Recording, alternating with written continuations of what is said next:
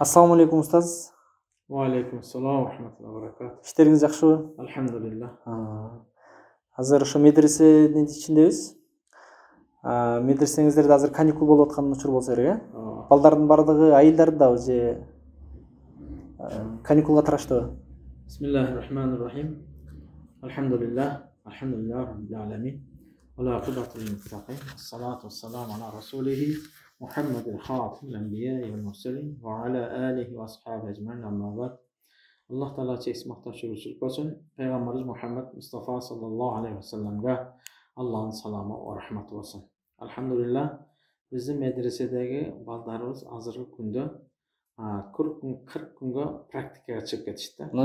Praktika. Praktika degen bayağı aldıda 5 yıl alğanı var, 4 yıl alğanı var, ilim alğanlar 1 yıl alğanları var.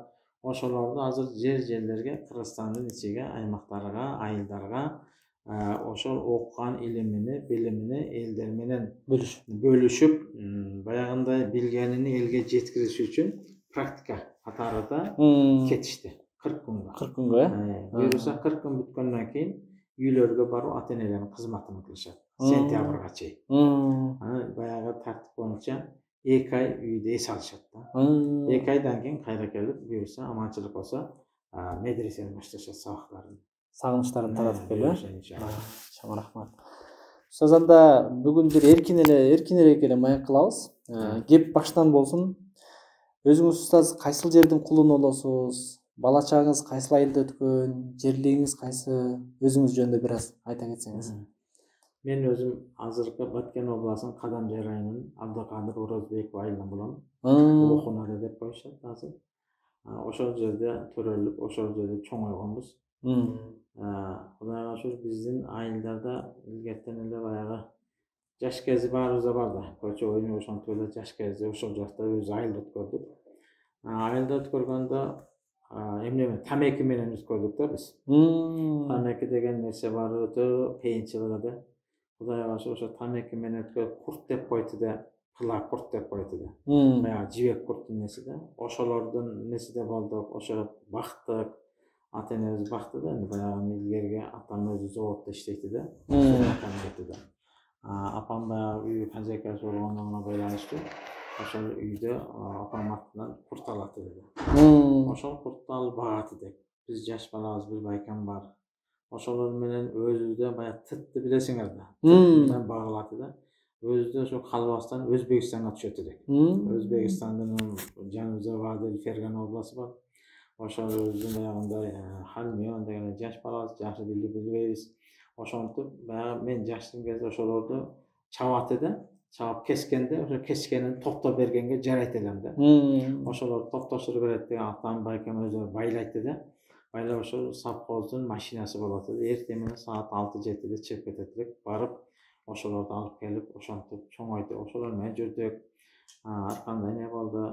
Мектебибиз, Эңгилис мектебинде илгери ошондо окуп жүрдүк. Анан ошол убактыларда биздин кошунабыз Молла Рустам деген чоң атабыз болот да. Алла рахмат этсин, Кудай рахмат этсин, жаткан жайы болсун. Ошо киши биздин өзүбүздүн чоң аталарыбыз болот, атамдын байкелери болуп кетет да, мына айтканда, бир тууган балдар.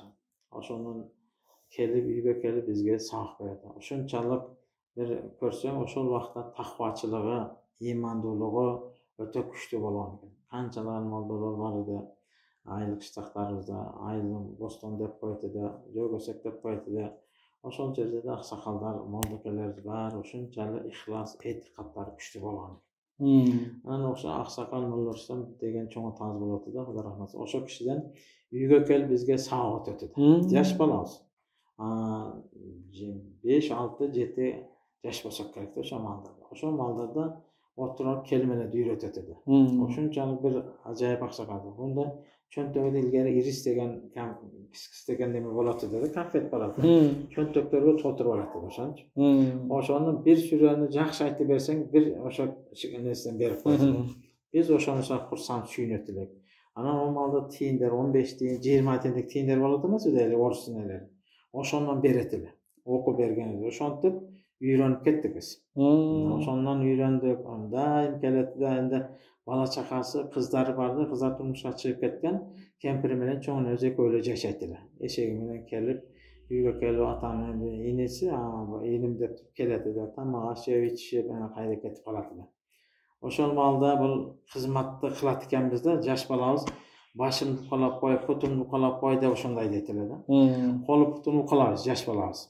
Ana ukalaganda şu putlarında massı bolat edi da. Massı içinde kesek degen bilesiňer de. Ben hazır kirpiçler var, kam kirpiç. Oşonu darat unda bumaga jok, başga jok, oşonda keseklerdi massın içine plenkaga salıp sal bolat eken da. Daratga işletkenge. Mana takvaçılıktan bir dinge beken bolgondugu uşundan da biletimiz. Onda biz açыбыз келет de, bayağı karmaganda ukulay albay kaladı. Putlardı özümüzce açыбыз kelip mekenigen dep uşunday kalatylar. O görse mana yemek görse özüge zakat topay kılımda aytkanda daim özünün tazalığı üçün alıp жүрген ekan. Oşunçalık taza tıkan aksa kaladı da, Huda rahmat etsin. Oşonda köçöde balдар жүрötü de ilgeri bayağı mayka türsaçan жүрген baldardı özünün tayağı boladı. Tayağı menen uratılar da, mültüp жүрбөгүлө. Oşol malda, oşol nersege dağı beken bolgan ekan da. Jaş kezibiz, bari oşol malda bul jaş dep eytele da. Jaş debese mültüp жүрбөгүлө dep turup oşo tayağı menen popozalap ne kılıp koydular da. Mana oşondoy bolup жүрдүk, Kudayga şükür. Men özüm oşol aksakal çoňatabızga baldары Özbekistanda jaşaytylar. Özbekistan Fergana oblastynyň Yazzavan raýonuny Moskva kolhozu bolat edi da. Oşol jerde bulardyň kırgız aýly bar. Oşol jerde jaşaytylar. Anan oşol jaktan bu kişilerden tıttardan otun alıp geletdiler közünde. Biz oşol otun alıp geletdiler, atam barady da, baykan barady da, oşontyp jürdük. Anan oşol kanikullarda oşol jaktarga Özbekistandan düşötdi. Ol wagtynda anar bar, badırın, qoğundar bar, oşolda yüzüm uşunda pişikçilikten barıp oşol jaktarda kanikulda barıp keletdiler. Bir 5-10 gün turup çoňatalabızda. Anan oşontyp жүрüp ele aksakal bu oşol özünün nevresinin ustazı bolaty da, Süyahan Töre dep aýaty da, Allah rahmat etsin, kişem ötüp ketdi. Anan oşo kişi bular Özbekistan ilgeri bilseňer Şahmardan degen bizin Kadamjaýdyň territoriýasynda Şahmardan nimesi var, kurortny zonası. Özbekistan mana şu paxta terimge ter, şu basıp ketedi oşo jaýyny. Mana hazır kanikulda başlaýdy da, o paxta terim geçeýin bütün Özbekistanyň oblast raýondary özlerinçe kelip şu jaklarda es alıp ketediler da. Okuwçylary, lagerleri bardy, oşol jaktarga kelip ketdiler. Oşonda bul nevresin ustazy dagy bizin aýaw Şahmardanга kelgençe bizin aýlyga bul aksakaldy ziyaratga kelet da, kelip turady. Oşo maldan bular emne kılat? Biz bala okutabız. Baldaryňyzdy okutup bereýlik. Geçen oşol 78-77 jyldary. Men oşol malda 11, 12, 13 ýaşdagy balamyn da. Anan bul aksakal çoňatabız aýyldagy neler çoğultat. Baldardy, aksakaldardy. An çoğulttuk dep habar bergende o kişiler kelet. Kelip anan baldardy, aksakaldardy endi biz namazdy bilbeyt, aksakaldardy jakşı bilipler bar, o malda saýyrdyn maly hiç kim nesi jok, oşontyp жүрgen malda bu kişiler kelip baldardy okutup alat da. Okutup alıp taýymda namazyň birinji namazdan kelimelerden oşontyp okutup aldy.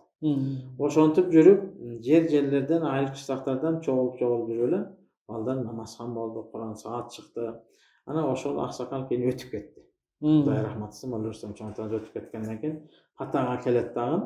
Akaras kanikul kezinde de biz eger ne kılsaňar baldaryňardy kanikul okutup bereýlik diýdi. Oşonda bir 15-20 adam çoğulganymızda. Men 13 ýaşynda oşol malda kanikulda awgustun kançasy gün kaynap durgan. Özbekistanda bileseň şunda. Oşo malda anan baldardy çoğultatdan uşa kalıp ketedi. Üýünde bala okutgan oşol aksakal Süyahan Töre, Allah rahmat etsin.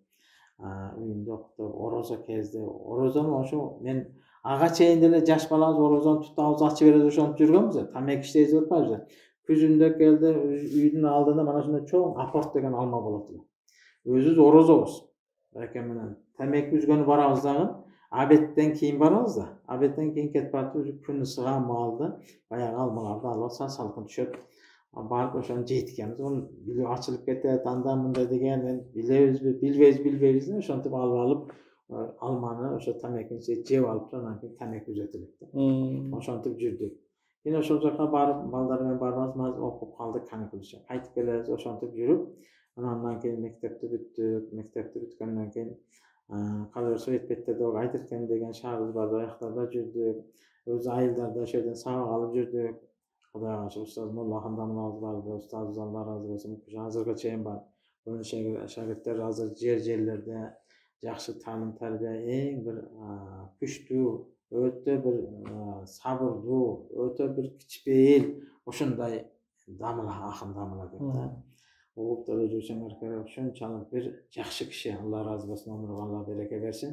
Ошо кишилердин жерлерден медресе ачып Айтыркен деп коет, ошол жерде бала окутушпалды. Анан мен да аз-аз окуп калып, өзүбүздүн айылда, көчөнүн айылыбызда бала окутуп калдым. Ошо майда жаш балдарды, кыздарды Кур'ан сааты чыгып калды да, ошентип жүрүп, анан мана Ташкентке Ислам институтуна тапшырыктан болуп калды. Ошо азыр мен айткан Молла Рустем чоң атабыздын небереси ошол Ташкентте 2-3 курс болуп калган. Анан мен да энди армияга барып келдим. Армияга барып келгенден кийин анан ошол жака тапшырыктан болуп, кече 92-93 жылдары ниет кылып калып, ошол жака барабыз деп турсак эле, Ошто медресе ачылып калды. Документтердин баары бүттү. Эме буюрса ошол жака тапшырам дегенде Оштонун ачылып калды. Кыргызстанда медресе ачылды. Ачылып калып, анан мен баягы характерге жазган барбаймын да. Немелер, устазыбыз Молла Хандамыбыз. Мен кылсам, коюңдар, ояктан эмне кыласың, сен мына өзү эле ачылып атат. Ошол жерге барды, характерге жазып берип атпайбы, умулуу мораль деп директор Ошто Фуркатта ошол анан жөнөттү. Ошол жерде окуп калдык. Ошол жерде окуп, өзүбүз да окудук, балдарга сабак берип, ошентип отуруп жүрдүк. Араларда көп нерселер болду. Анан ал болду, бул болду, акыры айланып өтүп 95-жылы насип тагдыр, 2001 насип тагдыр экен, шаарга келип калдык. Бишкекке. 2005-жылы. 2001-жылы. 2001-жылы. 2001-жылы келип, ана жерде 12 деген кичине гана мечитибиз бар да, ошол жерде ачылганда Алла күч кубат берсин, Молла Кимсанбай ажы ошондо муфтийди. Анын жардамчысы Ильяс деген дамла бар да, ошентип чүйдүн казысы болот деп өтүп кеттим, ноокаттык. Саз атын унуттурам азыр. Аллаху акбар. Ошо киши, Аллаху салли ала сен Мухаммад. Ошо кишилер келатан мени бу жерге имам кылып шайлаган. Мен ошол убакта кеминде мечит медресе ачылган экен. Ошол жерге алып барабыз деп, приказды чыгарабыз деп турган убакта, эртең жума күнү ошол жака келесиз, биз сизди ошол жака дайындайбыз кеминге. Жана центральныйга мечит медресеге деп турганда, макул деп одан алып мен кеттим. Кара Балтада Эркинсай деген жерде туруп калдым. Көчүп келгенде эле ошол жерге барып калдым. Ошол жерде балдарды окутуп калдык Эркинсайда. Кара Балтада. Кара Балтанын Эркинсайдын үстүндө. Ошол жерден бекер турбадык да, келгенден кийин эле ал жерде бирөөдүн жерин алып семишке эктик. Дыйканчылык кылдык. Дыйканчылык. Анан кызыл чеккенге кызылча болбой калган да. Анан майдын бүн башы, этеги болуп калган. Ошол жерден баягы хозяин менен, ээси менен сүйлөшүп, мен өзүнүн баласы үчөөбүз болдук да. Үчөөбүз болуп анан кийин семишке айдадык. Кудай берип семишке ушундай болду да. Ошондой бир Кудай береке берди. Ошондой чоң баштуу болду. Анан 3кө бөлүп алдык. Аны чаптык, башка кылдык. Күзүндө талаадан, жайлоодон малдар келип калып, көбүрөөк несиге чыгымга учурап калдык да. Алар дегеле салып, ошого чейин эптеп жыйып алдык. Ошол жерде күзүндө, сентябрь, октябрь, ноябрда бул мечит ачылып калып, ошол жерге кимсемей ояка бара албай калдык, кеминге. Себеби ошол жума күнү барабыз деп турган убакта апам өтүп кетип, Алла рахмат этсин, кабар келип калып, ушинтип апам өтүп кетти дегенден кийин кайрадан ояка тазияга бардым, бир бала чакам менен. Барып келдик, келгенде баары жасыбызды өткөрүп келдик мерекелерди. Анан кайра кимсемей жага барып жолугуп ушинтип эми мен кеминге бара албайм. Апам өтүп кетти, мүмкүн болсо шаарда эле жер болсо, мечит ошол жерде эле кала берейин десем, баягы 3-4 мечит бар экен, бош мечиттер. Анан айтып калып, ошол көлмөдө бир мечит бар, ачылган, ошол жерге имам жок деп калып, бара бересиз, сиздер каяка десеңиздер, биз даярбыз кызматка. Дегенде ошол жерге алып келип дайындап коюшту. Анан өзү үй жайым, немеден, квартирам Кара Балтада. kelip ketip жыйын терим болгуча келип жумасына келип турдум. Анан жумадан аякча буялар айтайын эртең орозо келатат. Орозодо кандай кылабыз? Айтайын көчүрүп келейик деп элем кайрадан көчүрүп келишип калып, ошондон бери ушул мына 2001-жылы келген болсо ошол бери кызматта отурабыз. Дээрлик 20 жылдан бери медреседе болуп калды, Кудайга шүгүр. Эл менен жакшы, Кудайга шүгүр. Колубуздан келген жардамды кылып атты. Өзбек ажалар разы болсун. Бул киши жылда орозодо, курбан айтtarda жардам кылып турат да ошол мына көрмөнүн мана салам элек деп койт мен. Бунан бизге карайт көрмөгө. Ошолор баягы атасы өтүп кеткендерге, ошондойлорго 15-20 баланы документин тапшырып, ай сайын баягында айлык отургуздук булардычы. Кылган кызматыбызда ошолорду Кудайга шүкүргө баягы чоңдору чоңоюп кеткен болсо, астагы кичинекейлери 18-ге киргичен ошондой алып келатат да. Кала берсе Өзбек ажын жардамы менен кийин бул жерлерде баягы колунда жок, кыйналып салып аткандардын үйгө актепление мындай пароль кургузуп жергиликтүү жерлерге көлмөн бул бир бол. Андан кийин эле жылуулаш керек деп туруп сыртыдан утеплетти баягындай пена менен не кылып ушундай кылып беришти. Баш көз болушуларга не кылып документтештирип көрмө боюнча салам элек деп адамдардын үйлөрү жылуулук кылды, пароль утепление кылып берип аттып. Ошол ортомчу боло мен эч нерсе эмес. Өзбек ажы кандай ушундай адамдар бар десе, мен айлы өкмөтүгө барам. Каныбек деген айлы өкмөт бар, Каныбекте. Ошол кезде список берип, квартальный список берип, мананы үйүн ачат, муну кылыш керек деген. Муктаждардын. Мен ошо муктаждардын списогун алып Өзбек ажыга барам, мына үйгө беришим керек. Деп тура барып ошол канчалаган үйлөргө ушундай кылып бердик да. Кудайга шүгүр. Анан курбан айт, ороз айттарда 50-60 элди чакырып тамак аш берип атып, бир мешоктон 10 килограммдан кумшекер, күрүч ошондой кылып балдар айылдыкылар ошондой болуп көп пайдаланып атты да. Кудайга шүгүр. Шүкүнгө да иш чаралар ишке ашып келатат да. Мына ошентип бул мечитибиз акыры кичине болуп калып, канча адамдардан ошол жерден талим тарбиялап отурдук. Мына бул турганыбыз бир эле этаж зданиеде мына ошолчу. Анан эми айлык акметке барып отуруп, муну уруксат алдык медресе кылганга. Ошентип отуруп медресе болуп калды. Бала көбөйүп кетип, үстүнө коштук, уруксат алып. Ошентип дагы бир адамдардын жардамы менен бир участканы алдык, бул участканы сатып алдык, ал участканы сатып алып адамдардын жардамы менен. Ана медресе көргөн болсоңор, ошол окуу корпусу ошол болуп калды. Кудайга шүгүр, Алла разы болсун. Булардан салган барган ушунчалык менин үйүмдөн жакшы болуш керек деп, жакшы ниет менен, ыхлас менен ошол нерсени кылды. Ана бүгүн 5-6 жыл болгон болсо, күнү бүгүнгүдөй кылган сыртыдагылар күнү бүгүндөй турат да. Эң таза, эң жакшы баягы качественный немелерди, швактарды кылган экен да. Анан ушу бүгүн эле биз ошол медресенин аркасында ашканабызды жырылбайлы деп барып, ошол жерден сурадык да, баягы килейлерин. Килейлерин сурадык 360 сомдон экен да, бир мешок 25 килограмм, эң таза, эң жакшы экен. Аны кылсаң, мына пена болсо, пенаны сууруп чыгат экен да. Ушунчалык катуу жакшы экен. Анан ошондой кылып турду, анан ошол жерде биз не кылып атпайбыз. Ана 5-6 жыл болгон болсо, бир жер көчкөн жок да, ошол пенанын несичи. Башка өзүчө кылдырдык, алар көчүп кетти. Көрсө, ошол убакта сал арзаныраак нерсени кылып алган экенбиз. Мына ошентип отуруп мечитибизде тар болуп калды. Элибизге, жерибизге сыртка чыгып кетебиз. Баягы ыстыкта, суукта, жаан чачында кыйналып кетти. Жамаатка айтабыз, энди бир дуа кылайлык, аракет кылайлык деп отуруп, дуа кылып, элдин дуасы Алла кабыл кылган экен. Ana ошондой чоң мечитке жетишип отурабыз да. Азыр ушул мечитибиз узуну 25, турусу 15 болуп, подвалы менен 4 этаж болуп калды. Кудай буйруса, энди мындай көрсөң, бул деле кичинерээк деп отурабыз да. Көлмөнүн эли буга батпайт да. Баары келе турган болсо, кичинекей деп туруп, 5-этажын баягы бир эмне кылып койдук да. Арабтарда көргөн болсоңор, кришада да окуй берет экен да. Эмне кылып, үстүндө эмне кылып.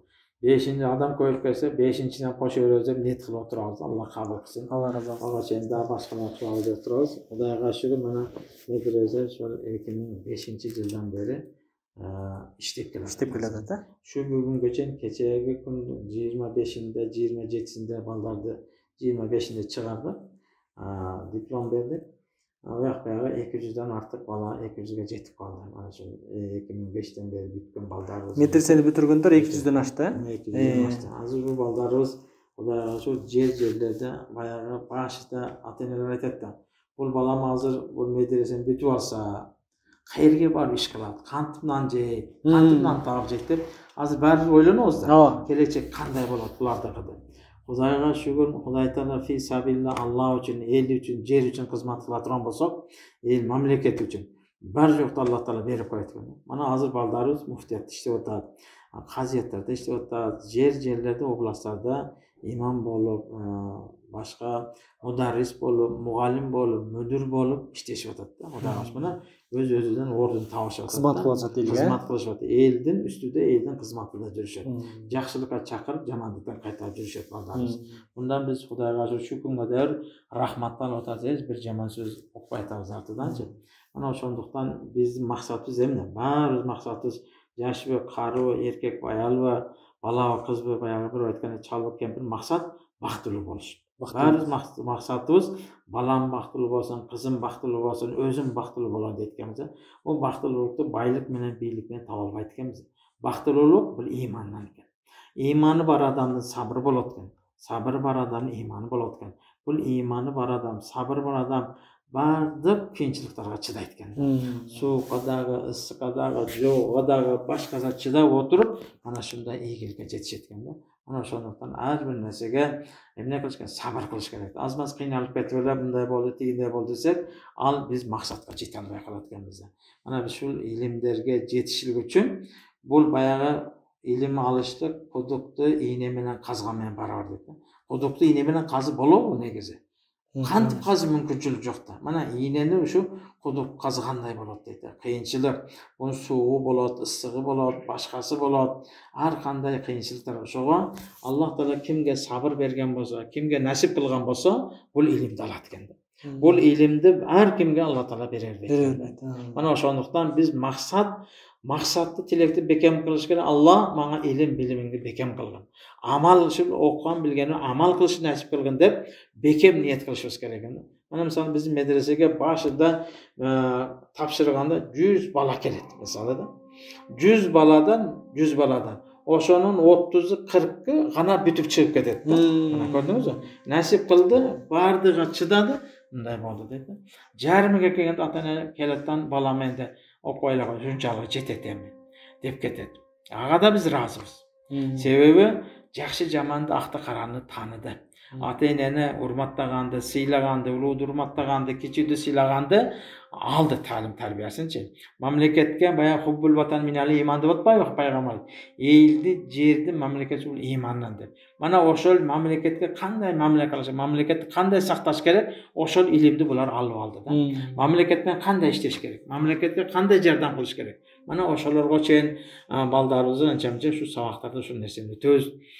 Кудайга шүгүр, мана көрмө медресеси азыр Кыргызстанда жакшы эле таанылып калды. Себеби кандай деп таанылды? Мана бул Орто Азияда 700-800, маsalan 7-8 кылым окулбаган китептерди биздин Кыргызстан ушуну окутуп атат да, мударристерибиз. Бул чоң бир ийгилик Кыргызстандачы. Эң ийгилиги 7-8 кылым болгондо окулбай калган бул китептерчи. Сахистерде Бухари, Тирмизилердин китептери мана балдар ушуну окутуп, устаздар окутуп, ошо даража азыр алхамдулилла да Кыргызстан илимге байып келатат. Илимге жакшы келет. Ошол эмеңизге улай китептер жөнүндө айтып калдыңыз. Ушул боюнча бир суроо алайын. Деги эле албетте ыйык Куран ыйык китеп. Бул Аллах Тааланын өзүнүн керемет сөзү, инсандарга берген буйругу. Ал эми деги эле тамганын дейле, деги эле китептин жалпы эле Курандын жөнү беркиндей тилибиз, адабиятыбызбы деги эле ошол китептин адамдын жашоосундагы орду кандай? Адамдын орду китеп менен болсо өтө сонун болот да. Шарият менен кетсек эч качан бир кыйналбайбыз да. Дин менен жашоо, дин менен жүрө турган болсок, эки дүйнө бактылуу болобуз да. Дин баардык нерсени үйрөттү да. Пайгамбарыбыз hatta mana bul kitap dep aldık. Kitapta Peygamber Aleyhisselam hadislerde kelет. Bizdin adamlarыбыздын tarıtana kantip kirip oturuş gerek, kayсы but menen kiriş gerek, kayсы but menen çıkış gerek, kандай жүрүш керек, кандай. Mana şunga чейин баарын үйрөтүп кетти да Peygamberimiz. Uşu kitapta бардык şu nersени камтылган да. Карап көрүң, шарият таратана киргенде сол пут менен кирген, оң пут менен чыккан. Киргенде Алладан сураган, Алла мени ушундай жин, шайтандын, эркек аялдан сактаган деп. Ана көрдүңүз? Шулардын чыгып атканда Алла мени ушуну аман эсен, баягы жеген ичкенден аман, саламат кутулганыма шүгүр, алхамдулилlah деп mana şularga çeyin aytırıp atpayбы? Карап көрсөңүз, эгер дейт бир адамдын ичи толуп калды, түшпөй кала турган болсо, бул өлүм менен бирдей болуп калат да. Кетет, Кудай сактасын. Mana şunga şükürçülүгүнү айтырып келатат. Mana Peygamberimiz hadisleri келип атпайбы? Силердин эң жакшыңар Куранды үйрөнүп, жана үйрөткөндөр деп атпайбы? Mana ошондуктан Куран сиз менен бизге эки дүйнөнүн бактылуу экинин чырагы. Бул бардык нерсе Куранда камтылган. Бардыгы, жакшылыктагы, жамандыктагы, пайдадагы, зыяндагы ушуну айтылган. Mana ошондуктан сиз менен биз Куранга бекем болушубуз керек. Колдон келет канчалык айыл жерлерде болсун, үйдө болсун, шаарда болсун, Куран окулуп турган жерде Алланын рахматы, берекеси болот. Mana ошондуктан дайым Куранга бекем болушка аракет кылышыбыз керек да. Үйрөнүш керек мунучу. Mana азыр Кудайга шүгүр, немис тилине, англис тилине, француз тилине үйрөнүп атпайбызбы? Керек экен. Азыр мировой тилде эмне англис тил. Четтема Россияга барсаң орус тили керек. Орус тилин жакшы билбесең, ашнаны таба албайсың деп туруп, балдарыбызды мектепти бүтүп өлбөстөн баягы курстарга берип, окутуп, үйрөтүп атабыз. Эмне себептен? Акча табыш үчүн. Келем бар Россияда иштеп келиш үчүн орусчаны жакшы билиш керек деген. Эми о жердегилер дагы эмне кылат? Мен четке чыгарамын. Четке чыгар үчүн англис тилин билиш керек. Англис тилин курстарга мисалы 3000ден 5000ден берип окутуп атат. Эмне үчүн? Балдардын келечеги үчүн. Балдарды курузорун өстүрүш үчүн, келечекте кенен кесир максат өзүнүн ашнаныны, илим билимини өрчүчүн өндүрүш үчүн мана ушундай кылып атат да. Ошол сыяктуу эле биз Куранды дагы аракет кылып үйрөнүш керек. Мана азыр 70ге, 80ге кирген энелер үйрөнүп атат да. Үйрөнүп мана бүгүнкү кече жакында эле Карабалтада конкурс болуп, мана Беловодскийде өткөрүштү. 80ге кирген кемпилдер баягында мындай айтканда приз алышты да. Анандай ашты, пишире турган, немакалап, духовка деп ошондойлорду башка нерселерди алды. Аракет кылды. Аракет, Куран жаттап, окуп. Анан биз канчалык англис тилинен, немис тилин үйрөнүп аткан, Куранды үйрөнүш сиз үчүн, биз үчүн жеңил да. Аракет кылса болот да. Ошондуктан бул аракет кылыш керек бул нерселерге да. Алхамдулилlah, азыр жерлерде мына курстар ачылып калды. Араб тилинен, Курандан, хадис окутулуп атат. Алла разы болсун. Ана YouTube'да ачып кылгандан көрө бул устаз кармаш керек да. Куранданчы. Бул YouTube устаз боло албайт да. Ошондуктан Куран илим алыш үчүн бир устаздан алыш керек. Bir mecitten же медреседен, bir damladan, imamdan сабак алганды үйрөнүшүбүз керек да. Мен YouTube'дан көрдүм деп туруп эле, ол YouTube кандай? Эртең келечек бул кайсы жолго баштап кетет? Onu siz менен билбейсиз. Башында жакшы айтышы мүмкүн. Жакшы имам Азам мазхабы, Матуриди акыйдасы, ушундай отуруп туруп, şu акыйдада кетип барып эле буруп кете турган болсо, биз тез эле адашып калабыз. Анан кийин ошонун сөзү сиз менен бизге ушу устаздын сөзү сөз деп туруп, мана мен YouTube'да шундай сабак алып атканмын деп туруп, канчалаган жолдон чыгып кетиши мүмкүн да. Азыр көпчүлүк ошондой болуп калып атат да, Кудай сактасын. Сонда бир соңку бир эки суроо мен эме кылалы. Мен азыр бул медресенин Орто Азияда бир өзгөчөлүгү бар деп атабыз да. Себеби 7-8 кылымдан бери окулбай калган китептер окулуп атат деп, тактап айтканда ошол кайсыл китептер жана ошо тактап айтканда ошол кайсыл китептер жана андан бир ошол китептер башка китептерден эмнеси менен өзгөчөлүгү бар? Биздин бул жакта тарбия алып аткан балдар ал китептен кандай пайда алышат жана жалпы мусулман журт үчүн кандай пайдалуу китеп бул? Бул эми китептердин мааниси, максаты баягы Имам Бухари окуп жүрөсүңөр. Бул Имам Бухаринин китеби Курандан кийинки хадистерге топтолгон, пайгамбарыбыздын хадиси топтолгон ушул дейтилет да. Эң учуга чыккан, эң бийик китептердин атагы чыккан, дүйнөгө таркатылган китеп Имам Бухари. mana shu kitaplar o'qilib o'tadi. Bu Imom Buxoriyda bayağı sahih hadis deb qo'yib o'tmaydi. Haqiqiy hadislar payg'ambarimizdan tuz olingan 4-5 orqali o'rtada sahobalar Abdullahdan, Abdurahmondan, Abdumalik, Abdul Hashimi deb o'tirib, mana shulardan deb o'tirib, mana uni payg'ambar shunday aytgan, o'qiganmiz degan hadis dalillari bilan shuni aytadi. Imom Buxoriy, Termiziy, Abu Davud, Sunani deb 6 kitap bor. Mana shularni baldarimiz o'qib o'tadi. Ortiqchilik o'shul. Bu narsada bari o'z o'rnida.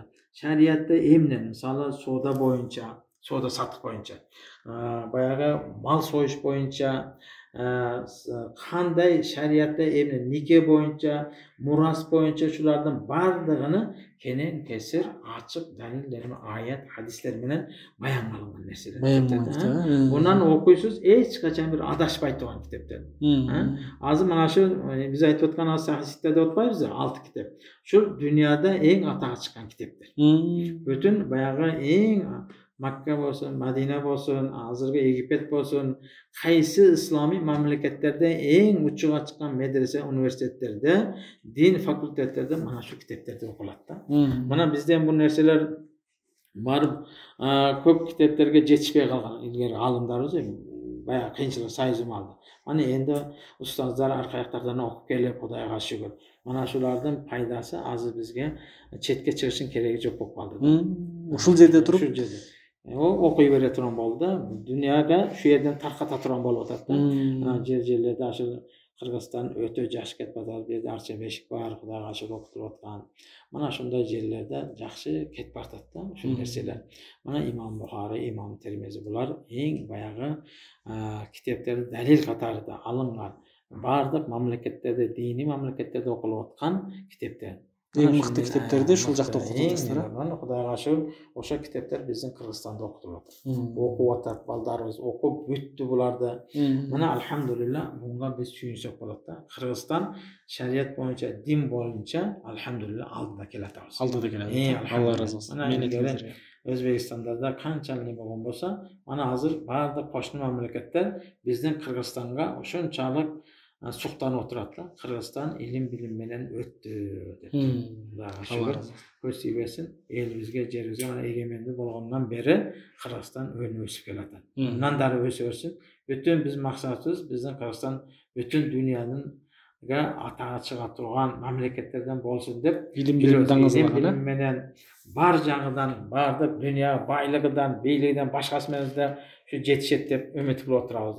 Chunki qanchalagan masjid madrasalardagi baldar, qancha masjiddagi jamoatdagilar duo qilib o'tmaydi. Allohim mamlakatimiz kelajakda bütün dunyodan ortiq mamlakatlardan va kerak bo'lsa bizning Qirg'iziston ko'z qarandi bo'lib turgan darajaga yetkazgin deb duo qilib o'tmaymiz. Alloh buyursa hech bir narsadan kim qilmagan deb.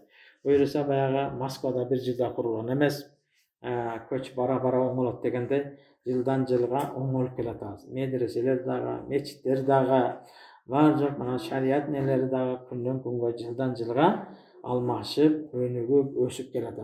Hozir Xudoga shukr, alhamdulillah. Yaxshi. Sizlarda so'nggi so'rov bo'lsin. Boyaga жалпы баягы илим технологияны алып карай келгенде дүйнөдө же болбосо өндүрүш жагын карай келгенде мусулман өлкөлөрү же болбосо мусулмандар артта калдык деп айтышат да көпчүлүк.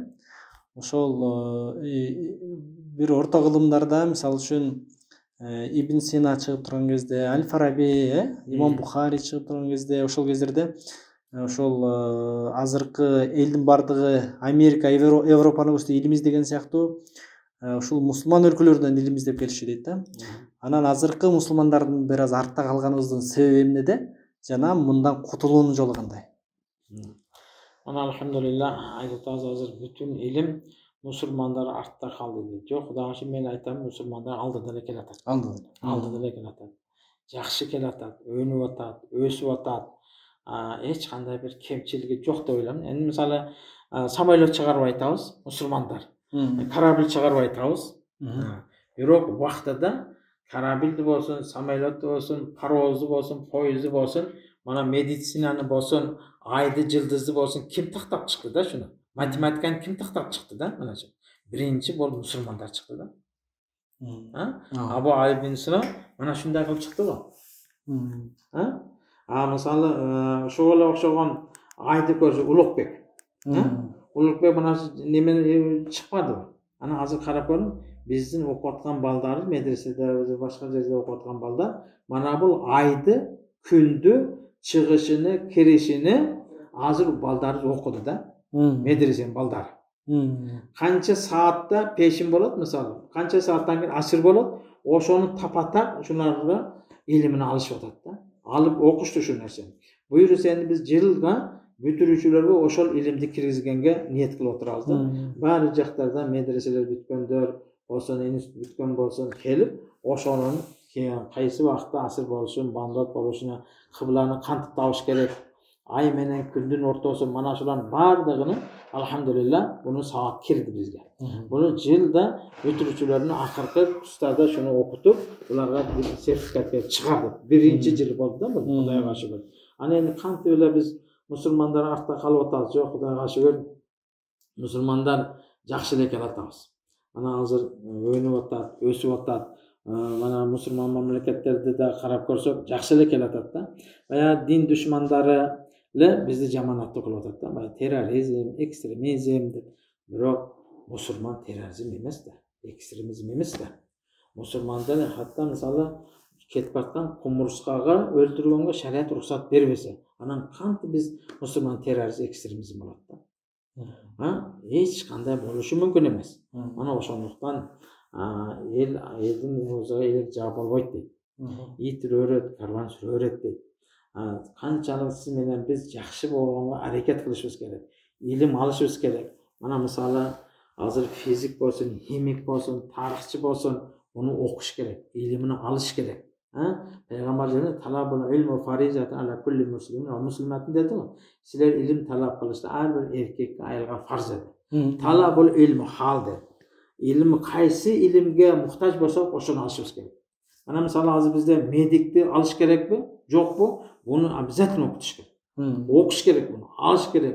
Fizikni olish kerak, ximiyani olish kerak, biologiyani olish kerak.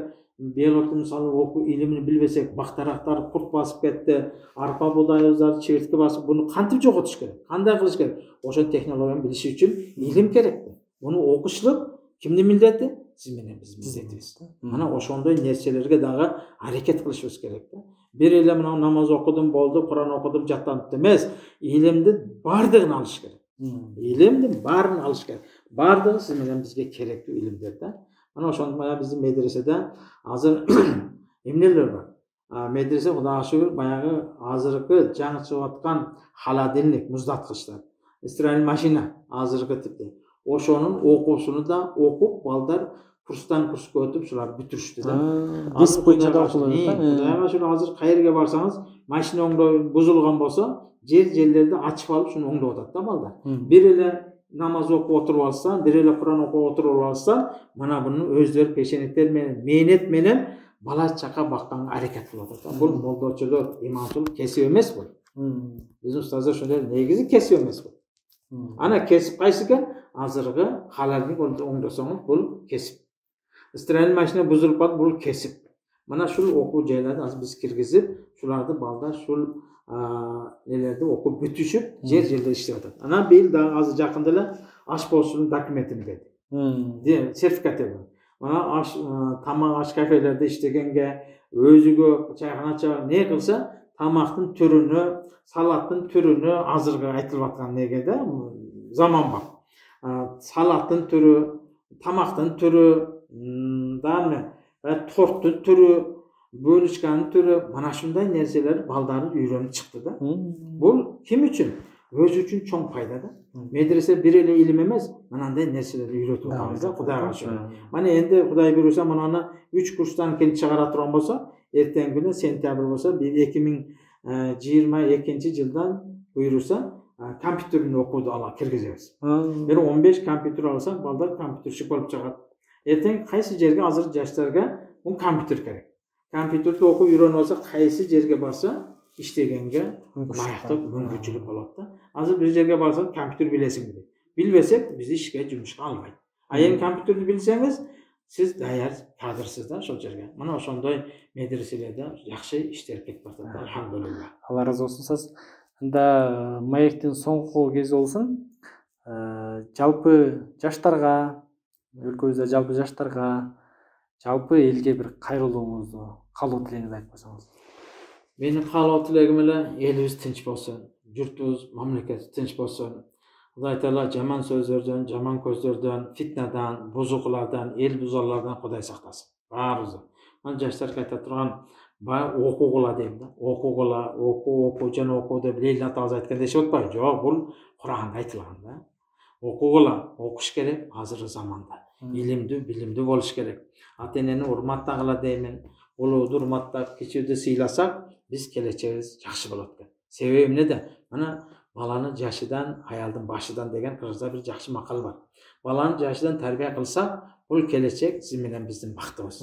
Айтып атпайбы? Балдар, жаштар биздин келечегибиз дейт. Эми келечек болушту, биздер келечеги жакшы болуш үчүн биз ата энелерден жакшы болушубуз керек да. Биз балдарга мамилени жакшы мамиле кылышыбыз керек. Улууду урматтасак, кичүүдү сыйласак, бизди көргөн бала чакабыздагы атам ушундай деди, энем мындай деди деп, буларды урматтап сыйлайт экен. Өзүбүз бакыр чакыр менен бир улууду урматтабасак, кичүүдү сыйлабасак, мында биздин балдарыбызга бизди көргөн балдар эч качан жакшы болбойт.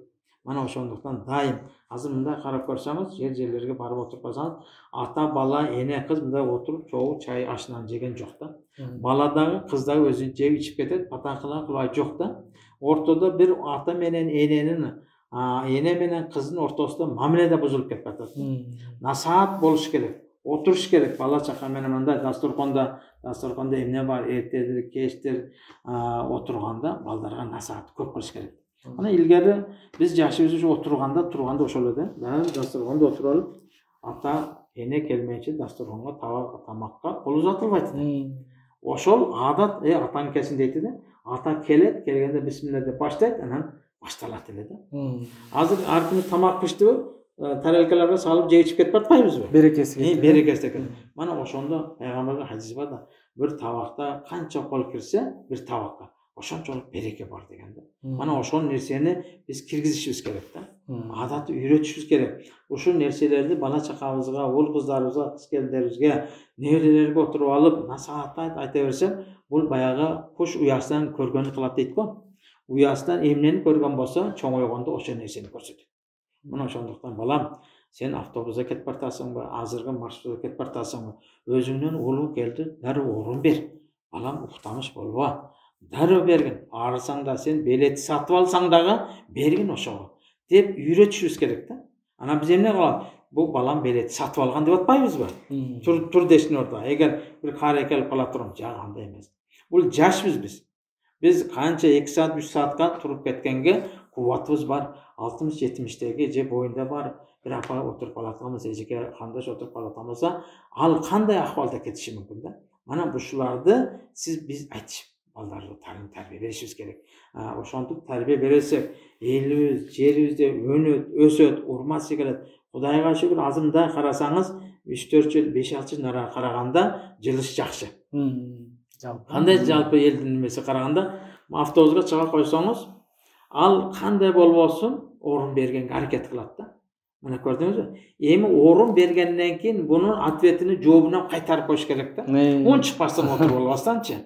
Себеп ол сизди урматтап, сыйлап орун бергенден кийин рахмат балам, рахмат кызым, өмүрүң узун болсун, ден соолук берсин, бактылуу болгон деп койсоңуз, аны бийик үн менен. Ошончо автобуста отургандар уксучу нерсеничи. Уккандан кийин экинчи, үчүнчү отурган балдар дагы ушундай кылыш керек экен, аксакалдардан пата алыш керек деген сөз бар эмес бизде. Мана ушундай патасын алып калайын деп, бириден бири шашылып, бириден бири алдын, мэрге келиңиз, тиги майга отуруңуз деп, булар ошол нерсени үйрөнөт да. Бүгүн адам чыкпаган болсо, кийингиси да ушундай кыла турган болот. Мына көрдүңүзбү? Бул таалим, тарбия ушундан башталат экен да. Эгер биз отурган жерибизде отура бере турган болсо, бул өтө фуник болуп көрүнүп калат экен. Эми мен карыдым дебестен, диле интерес баягы неме кылып, ке балам мэрге отуруп ал деп коюш керек да. Баягындай кыз келиндер чыгып калды, кыйналып тургандар болсо, мана ошону көргөн аксакал орун берип атса, жаш сиз менен биз кантип орун бербей коюшубуз мүмкүн? Ана албетте бул аксакалга экинчи балаң орын берет да. Ошондуктан баягы тарбия үйдөн башталат. Мугалимдерди кыйнап коебуз. Мына илгери бизде мугалимдер уруп сөксө дагы ата-энебиз болушпайт эле да. Билсеңиздер керек, сиздерден өтсө керек. Себеп сен бир айып иш кылгансың, ошондон сенин мугалимиң, эжекейиң, агайың урган дейт эле да. Үйгө келип арыздан албайт элек. Себеп эжекейлерден Алла разы болсун, агайлардан разы болсун. Ошолордун күч кубаты менен, ошолордун анча-мынча таягы менен ушу максатка, ушу даражага жеттик да. Эмне сабагыңды кылбай келдиң деп туруп, копузалайт эле да. Баягы несимен уруп коет эле, копузалайт эле, тургузуп коет эле доскага. Мына эмне себептен сиз менен бизди жакшы болсун деген экен да, көрсөтчү. А биз буну жаман көрүп жүргөн экенбиз да. Мына ошондуктан бул нерселерге анча-мынча эжекей агайларды уруп коюп, урушуп койгонуга анча интернетке чыгарып берип атпайбы? Оны эжекей урду, агай урду. Жагы ага көп деле агай эжекейлерди басмырлап, баягындай не кыла берген дагы сиз менен бизге туура келет. Мен өзүмдүн ой пикиримде, да элдер кандай деп ойлойт? Себеп ал балдарыбызга талим тарбия берип атпайбы? Биз өзүбүз бере албаганды балдар окутуп атпайбы? Ана кече пандемияда сабак болбой кандай болуп кетти? Эжекейлер, агайлар мектеп жабылганда ата-энелер безилдеп кеттик да. Мына ошондуктан бул эжекей агайлардын кадыр кымбатындай көтөрүп, буларды урматтап, сыйлап, ошол нерселерге да анча-мынча баланы урушуп койсо, сен менин балам урушуп коюпсуң, уруп коюпсуң деген нерсени кылбаш керек. Эгер ошондой кыла турган болсо, балабыз да бузулуп кетиши эч нерсе эмес. Ата-мага болушат, атам мени не кылат, эжекейлерден, агайлардан коргойт деп туруп, балдар окубай коюшу мүмкүн. Эми алхамдулилла, элибизге, жерибизге, журтубузга, мамлекетибизге Алла тынчтык берсин, аманчылык берсин. Биздин максат тынчтык. Баягы кошунаң тынч болсо, сен тынч болосуң дегенде, мамлекет тынч болсун, кошуна колоңдон тынч болсун. Кудай таала азыркы апат оорудан Кудай таала эл жерди сактасын. Ооруп жаткандар болсо Алла таала аларга шифа берсин. Кыйналып кысталгандарга Кудай таала сабыр канат берсин. Баары сабырлык менен бар жок жеңет да. Сабыр кылайлык ар бир нерсеге иншалла. Сабырдын асты алды сары алтын дегенде иншалла көп ийгиликке жетебиз. Эмненин аркасында? Сабырлык менен. Ошондуктан элибизге, жерибизге сабырдык тилеп каламын. Ден соолук, жакшылык, береке, мал жаныга береке берсин. Азыркы эгин тигиндерге Алла береке берсин. Кудай таала эч качан эл жерибизди эч бир нерседен кем кылбасын. Алла таала баарыбыздан разы болсун. Алла силерден разы болсун. Ошентип не кылып келгениңер үчүн ишиңерге ийгилик каалайбыз. Ассаламу алейкум ва рахматуллахи ва баракатух.